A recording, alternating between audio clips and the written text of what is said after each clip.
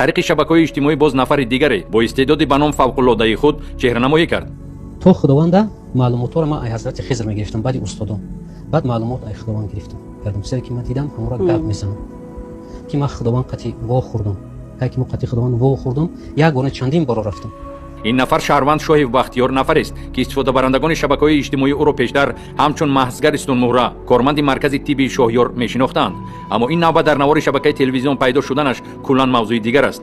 бахтиёр шоҳив чун дигар домулаҳои худ хонд ки худ аслан намоз намехонад, бо паҳн кардани чунин суханҳои берун аз мавқеи тафаккури инсонӣ танҳо як ҳадаф дорад: баланд бардоштани нуфузи худ ва соҳиби маблағи калон шудан бо роҳи фиреб аз сӯистифодаи динӣ.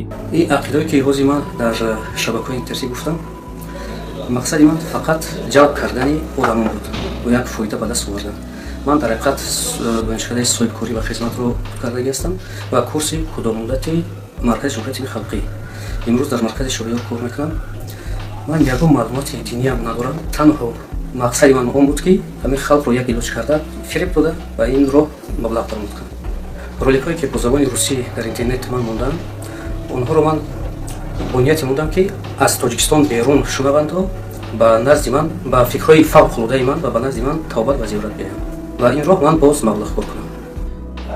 ахиран мо шоҳидон будем ки дар шабакаҳои иҷтимоӣ наворе нашр шуд ва боиси нигаронии ҷомеаи тоҷикистон гардид ва тавре ки ҳамаи мо шумо медонем, тибқи моддаи 8 конститутсияи ҷумҳурияти тоҷикистон, рафтори шаҳрванд бахтиёр шоев ки заминагузори бадбинӣ ва хусумат миёни мардумро бо сӯистифода аз арзишҳои динӣ ба вуҷуд овард, дар ҷомеаи тоҷикистон боиси ташвишҳо ва нигарониҳо гардид ва тавре ки мо шумо медонем, масъалаи мазкур аз диди мансубияти эътиқодӣ агар мо ба масъалаи мазкур нигоҳ кунем, амали шаҳрванд ин таҳқири муқаддасоти эътиқодии динии мардуми на фақат тоҷикистон балки тамоми олам аст, яъни олами ислом аст ва чунин тарзи тафаккур ва баён доштани андешаҳо дар баёни масоили динӣ ки дар тамоми сарчашмаҳои яъне ки эътиқодӣ агар мо нигоҳ кунем, масъалаи мазкур яъне ки бевосита таҳқири муқаддасоти динии мардуми олам аст ва чунин баёни андешаҳо дар баёни масоили динӣ ки дар тамоми сарчашмаҳои муътамад яъне ки манъ шудааст ва даст задан ба эътиқодот ва арзишҳои динӣ ки низои мафкуравиро дар ҷомеа ба вуҷуд меорад, ин боиси албатта ташвиш ва нигаронист